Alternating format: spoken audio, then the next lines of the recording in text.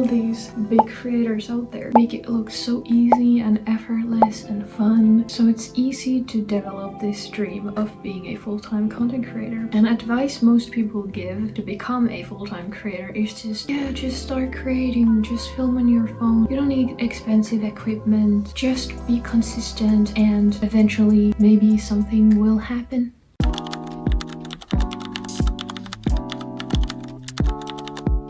It has been writing, taking pictures, filming videos. As long as I can remember, I have always been in love with that. And I guess that's why over time I have developed this silly little dream of being a full-time content creator. And I know I'm not alone. There's probably thousands of people who dream of being a full-time creator.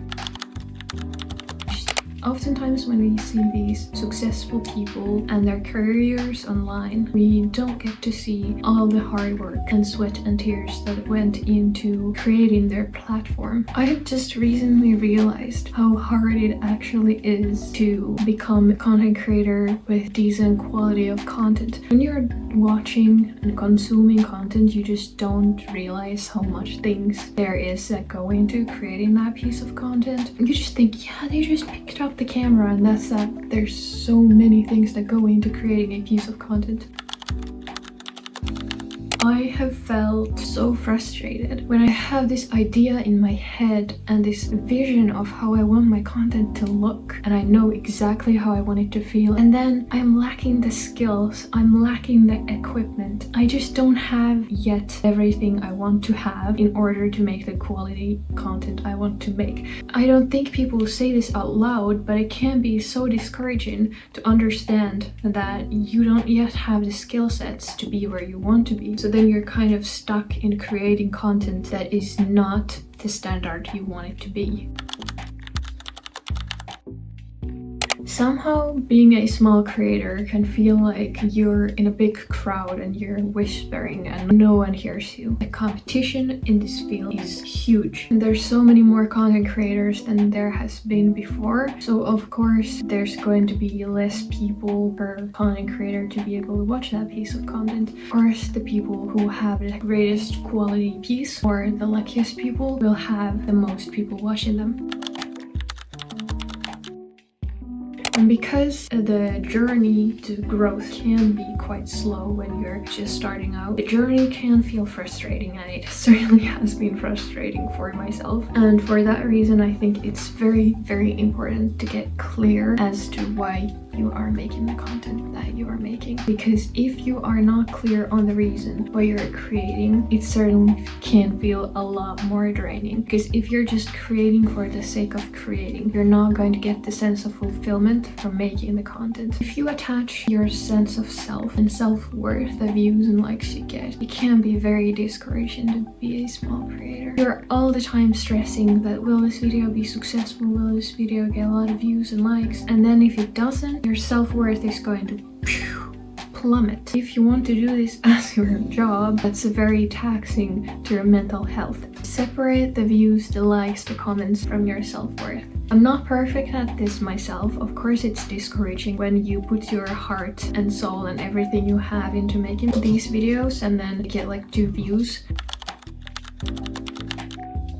Now that I have filled your head with these depressing thoughts and all the negatives and hardships about being a small content creator, let's get into why to keep doing this if it's actually pretty insane. The first thing that kept me going, keeps me going, is that I have realized that it's important to keep showing up even when no one is watching. It's even probably more important to keep showing up when no one is watching, because you're building resilience, you're building habits, you're building the life you want, you're building yourself in a sense. Another thing is that creating content is truly something I enjoy doing. Like I said in the beginning of the video, creating in general has always brought me so much joy and it's something I have always enjoyed. Even though no one would be watching these, I still have a big want to be creating. This is something I have always dreamed of doing, and I have my silly little dream of being a full-time content creator, and I don't want to give up on it. As someone said once in my comments, that if I would give up, I would keep thinking what could have happened if I just kept going. My want to have this career path to become a full-time content creator is so much bigger than all my doubts. I'm just so passionate about this that I can't give up. That is also why you need to be so clear as to why you want to do this, because then you're going to find the internal motivation to keep going even when it feels like no one sees you. The first thing would be, don't give up simply because your dream is taking time. I have tried content creation before multiple times, and I just haven't been staying consistent. I just haven't been able to find the drive to keep going. I believe I would be so much clearer on how I want my content to look like, and I would be so much better in everything because I would have kept growing. If you're not passionate about creating, try to find things that make creating enjoyable for you and focus on why you enjoy the process, because if you find joy in the creating, you're going to enjoy the process even when no one is watching. You're going to feel excited even though your audience would consist of your mom and your friend. Then this next piece of advice is so important. Don't just be consistent. I'm not saying that being consistent doesn't matter. Of course it matters, because if you're not doing videos, then no one is going to see you anyway. But that being said, if you just keep doing the same thing over and over again and don't try to improve, your growth is at least going to be so much slower than it could be. If you keep improving your content even a little by little, you will get better, your content will get better, you will get better on camera, and of course that is going to draw more people into watching your content. The last thing I want to mention here is that it's okay to feel frustration when you're creating content. It's okay to feel annoyed, sad, and all those negative feelings that come when you don't reach the audience you want to reach. You need to accept that creating content is probably not always going to be all flowers and sunshine. It's important not to get stuck on those feelings, not to let them consume you, because if you make content creation feel negative and you don't enjoy the process of creating, it's more likely that you're gonna give up.